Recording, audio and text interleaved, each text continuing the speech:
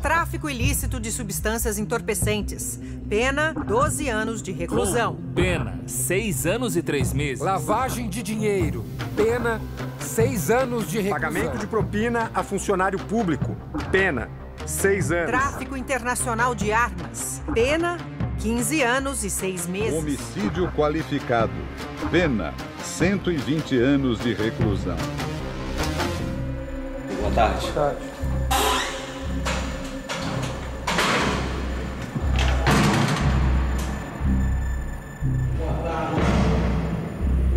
Tudo bom?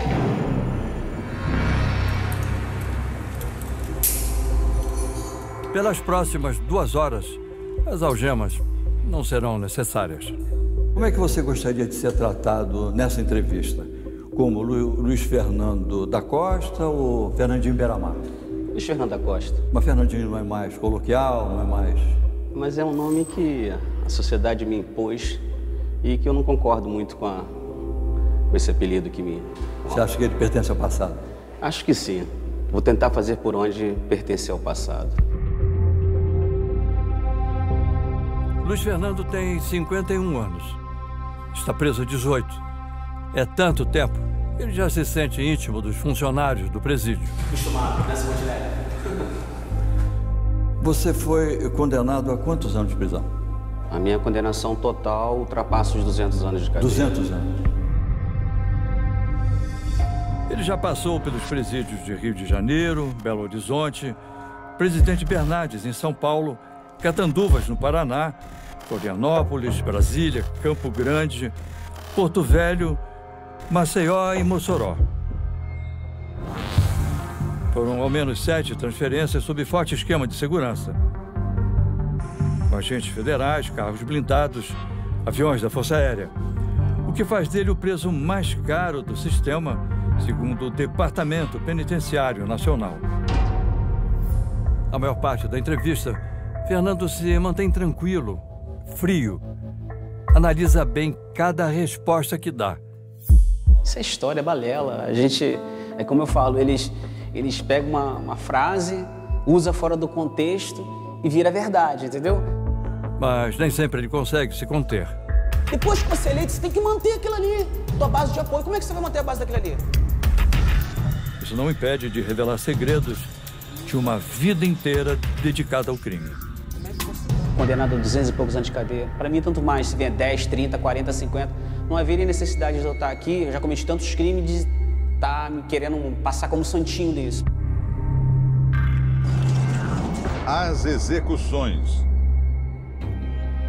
Apesar de ser considerado o maior traficante do Brasil, a pena mais longa que Fernandinho Beiramar cumpre dentro do sistema penitenciário é por homicídio qualificado. São 120 anos. Entre as atrocidades comandadas por ele, 2 mancharam de sangue sua ficha criminal. Uma tortura e uma execução. Agosto de 1999. Beiramar está foragido, mas a Polícia Federal intercepta uma conversa telefônica. Existe uma transcrição de áudios que, de uma certa forma, colocaram você numa situação, vamos dizer assim, de perda de prestígio e até sendo um pouco mal visto por algumas áreas, até do mundo do crime. Foi a transcrição de áudios em relação à morte do Michel Anderson Nascimento dos Santos. A vítima, segundo as investigações, teria tido uma relação com uma namorada sua e que ele foi então sequestrado, torturado, esquartejado vivo. Alô? Oi? Eu tô com os 2 tempos, o dedo tá tudo pendurado.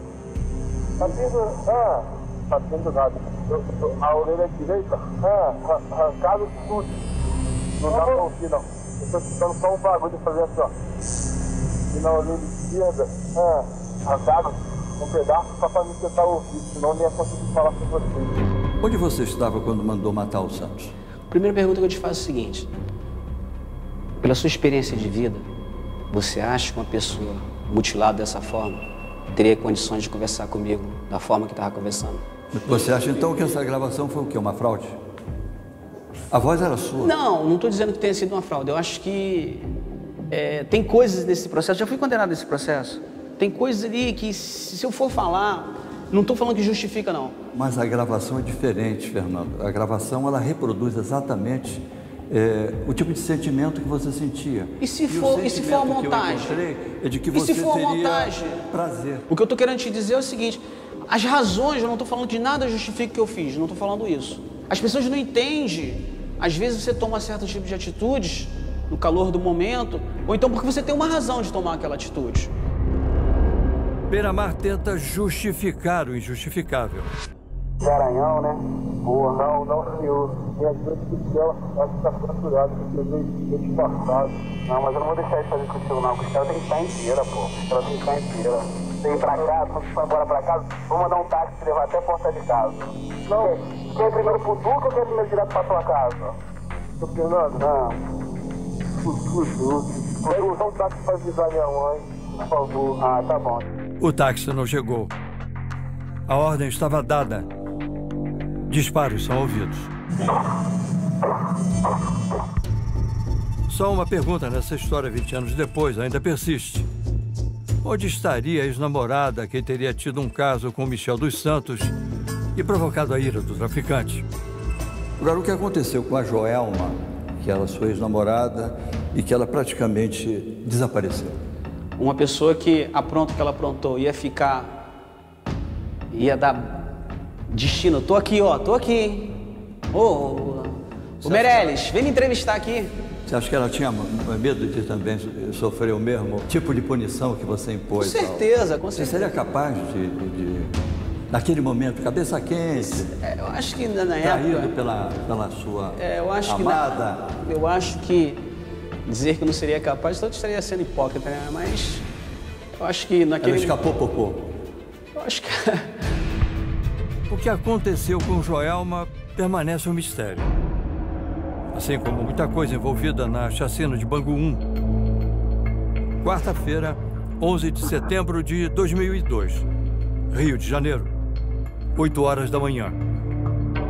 Presídio de Segurança Máxima Laércio Peregrino, conhecido como Bangu 1. Fernandinho Beiramar e integrantes do Comando Vermelho rendem 6 agentes penitenciários que faziam a contagem dos presos. Eles deixam a Galeria A, atravessam o corredor central e entram na Galeria D, onde ficam os presos das facções Terceiro Comando e ADA, amigo dos amigos. Quinta-feira, 12 de setembro de 2002, 7h15 da manhã. Depois de mais de 23 horas, os bandidos enfim se entregam. São eles Ratinho, um dos assassinos do jornalista Tim Lopes, Marcinho VP, Beiramar e Chapolin. Para trás deixam 4 corpos. Entre eles, Arnaldo Pinto de Medeiros, UE, que comandava de dentro do presídio o tráfico em 4 morros da Zona Norte Carioca. Fui condenado a 120 anos de cadeia inocente nisso aí. Nessas 4 mortes. Eu não tinha nada a ver, não tenho nada a ver com esse fato. E me deram 120 anos de cadeia. Por quê? Por causa do meu nome, não tem prova, não tem nada, mas meu nome. O que ocorreu? Após o término da rebelião, as autoridades me pediram para eu ser o intermediário e os próprios presos. Agora o senhor imagina, se invade o presídio, quem ia ser a primeira vítima? Eu. Então, eu aceitei participar daquela negociação, não é porque eu sou bonzinho, nem porque eu era líder. Foi uma forma de resguardar minha própria integridade física. O E foi morto a tiros, depois seu corpo foi enrolado em um colchão e carbonizado. No calor do momento ali, algumas pessoas que não gostavam dele, não me lembro como aconteceu. É porque ele era da ADA, né? Amigo dos amigos, uma outra facção. Isso. E como ele era um cara muito, como é que eu posso dizer, cruel, eu acho que algumas pessoas que foram vítimas deles no passado ali aproveitou o momento e ninguém sabe como começou o fogo, ninguém que estava ali pode dizer foi fulano, foi isso que a gente não viu. Uma das acusações que fazem a você é de que você teria indicado as pessoas, teria feito a seleção de quem deveria morrer. Isso tem fundamento ou é mais um... balela? A decisão do Tribunal de Justiça sobre o caso é clara. Abre aspas. O réu agiu com intensa culpabilidade na medida em que exercia uma posição de notório comando. E após a execução das vítimas, dirigiu-se até elas para, obviamente, conferir e, nesse momento, selecionando e poupando a seu bel prazer as vidas dos demais sobreviventes da quadrilha rival. Fecha aspas. Eu já chego perdendo. Com a fama, lógico, eu não sou santo. Eu dei base para isso. Então o cara chega no tribunal de júri, pô, esse cara é um monstro, esse cara não sei o quê. Tem lógica. Há apenas 2 meses, o filho de Uê foi executado com mais de 40 tiros na porta de casa. A Delegacia de Homicídios investiga se Diego de Medeiros foi assassinado pela milícia. Na rebelião de Bangu 1, outro traficante da facção rival ao Comando Vermelho, Celcinho, da Vila Vintém, escapou da morte porque teria aderido ao bando de Beira-Mar. Como é que aconteceu isso naquele momento ali A verdade é o seguinte, chacina? A verdade é o seguinte. Ele tomou um lado. O que acontece? O Celcinho estava ali, ele era 3º comando, ele era ADA na época, e quando houve a chacina, não tinha... Assim, é tipo assim, você pode até trabalhar na Record, a Globo é sua concorrente. Nem todo jornalista é seu inimigo por ser seu concorrente. A mesma coisa é o que acontece em facções. E a gente sempre respeitou o Celcinho. O Celcinho, o cara, ele tira a cadeia dele, ele não fica instigando ninguém, ele não fica... Então, existia um respeito pelo Celcinho. Então, a nego fala, o Beira-Mar salvou a vida do Celcinho. O Celcinho chorou, é mentira. Ele teve o comportamento de um homem, não morreu, não foi por causa do Beira-Mar, foi uma decisão, não era para morrer mesmo. Então não houve, ele não pulou para o nosso lado, ele apenas... No momento ali, naquele calor do momento, o cara chega pra você, vem cá, vou matar todo mundo da Record. Você vai ficar quieto na sua. O presídio considerado de segurança máxima fica parcialmente destruído. Você tem 2 facções dentro do mesmo espaço, a melhor forma de você aniquilar a outra é aniquilar as suas chefias. Então foi exatamente o que aconteceu lá, uma tentativa de você, eliminação da outra facção, eliminando os seus principais líderes. Após as execuções atribuídas a ele, Fernandinho Beira-Mar esteve trancado nos presídios mais seguros do sistema. Quantas pessoas você já matou ou mandou matar? Não preciso nem comentar responder essa pergunta, não. Deixa quieto isso aí. Muitas pessoas têm preconceito e julgam absurdo defender determinadas pessoas condenadas por crimes que causam maior comoção social, mas o direito de defesa deve ser de todos, sem distinção, sem exceção. Você continua dando ordens para matar? Nada. Tipo assim, o que acontece? A gente, como eu já te falei, a gente está no presídio federal. Aqui, a gente não tem poder de mando de nada. A gente aqui vive, a gente vegeta. A gente está enterrado vivo aqui. Mas as mortes encomendadas por ele ainda estão bem vivas nas noites mal dormidas dentro do presídio. Você tem pesadelos? Como qualquer ser humano a gente tem, né? Qualquer ser humano, mas não é uma coisa recorrente, não. Você consegue dormir na prisão sem o auxílio de remédios? Você dorme naturalmente?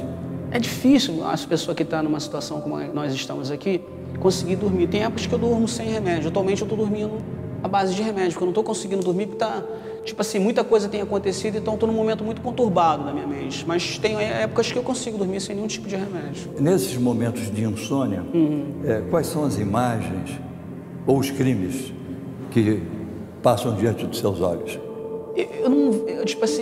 Eu penso de uma forma um pouco diferente. Ao invés de ficar pensando nos erros que eu cometi, eu penso no meu futuro. O que eu tenho que fazer para não repetir, para me ter uma vida diferente? Então eu penso em ter uma vida diferente.